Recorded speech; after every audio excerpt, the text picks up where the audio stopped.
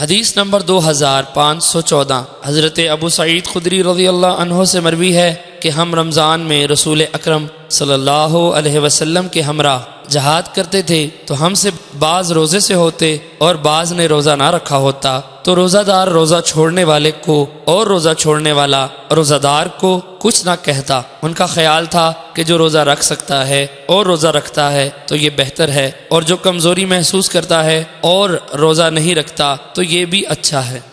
حدیث نمبر 2515 حضرت ابو سعید خدری رضی اللہ عنہ اور حضرت جابر بن عبداللہ رضی اللہ عنہ سے مروی ہے، وہ دونوں فرماتے ہیں ہم نے رمضان کے مہینے میں رسول اکرم صلی اللہ علیہ وسلم کے ہمراہ سفر کیا تو کسی روزہ رکھنے والے نے روزہ چھوڑنے والے پر اور روزہ نہ رکھنے والے نے روزہ رکھنے والے پر کوئی عیب نہ لگایا۔